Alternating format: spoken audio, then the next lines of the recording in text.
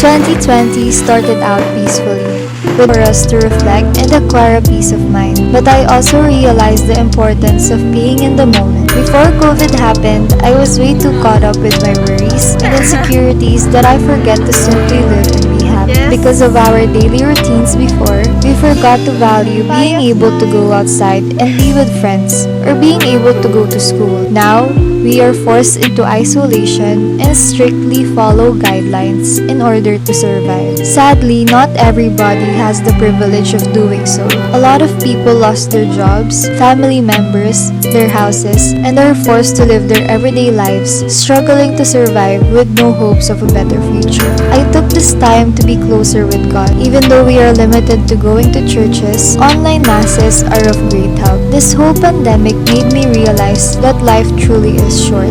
At any moment, you can lose your life. That is why it is important to be ready. Have faith that God will provide you with strength. Therefore, I can say that acceptance of death is slowly growing on me. I am working on making myself better for the last judgment, where I can fully trust that God has given me a place in His kingdom already. Now that the world is not doing better, it is our part to help and become stewards of God's mission, to somehow shed some light on.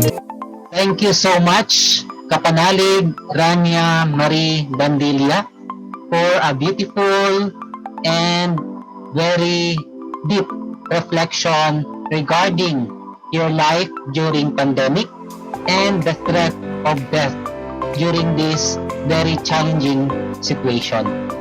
In fact, if we enumerate the fact that makes us see death as something that is threatening us, it's because of its demoralizing pain, experience, the imminent loss of life, the separation from loved ones, the departure from the familiar world, and the disgusting tone, and most of all, the fear of uncertainty. These things are normal, especially if you ask questions from those who experience near-death situations in their life.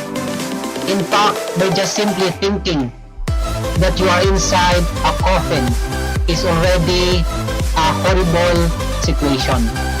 But for us, believers in the Catholic faith, our beliefs teaches us that death is meaningless only to those who avoid and deny it at all cost.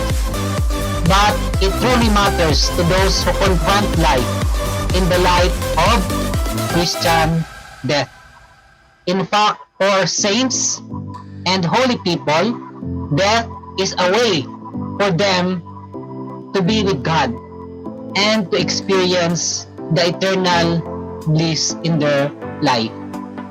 That is why death is not to be feared, but rather death must be accepted as part of our life and as our friend, in order for us to overcome this fear of death in our life, especially now in our current situation wherein we are encountering this threat of pandemic situation, and death is very imminent on our part. That is why I tried my best to share among you, our loyal viewers and subscribers, to give you substantial topic that could give you some ideas, especially of the current situations that we are encountering now. Sa lahat ng mga nakaranas ng hirap, ng pagtaghirap, ng kamatayan, ng kanilang mahal sa buhay, kailangan po natin minsan magkaroon ng matatag na pananampalataya.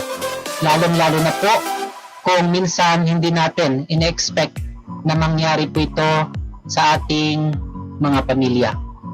Kaya sana, pag may alam po tayong mga taong nakaranas ng tigati dahil sa biglaang pagkamatay ng kanilang miyembro ng kanilang pamilya, dapat ay bigyan natin ng lakas ng loob at encourage po natin sila to go on with their life. And for us na meron pang pagkakataon habang kasama pa po natin ang ating mga pamilya at mga mahal sa buhay, sana po ay lubos-lubusin na natin na bigyan halaga at i-treasure yung pagkakataon na kasama pa po natin ang ating mga mahal sa buhay.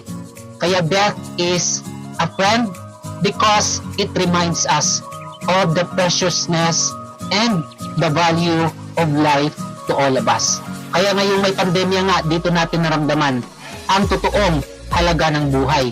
Kaya iniingatan po natin ito. Kaya this topic is very relevant in our current situation. That is why this is one of the good issue na inishare ko ngayon sa inyo sa araw po na ito. So maraming salamat po sa ating lahat, and I would like to thank and acknowledge our share for the day, Miss Rania Marie Bandilia,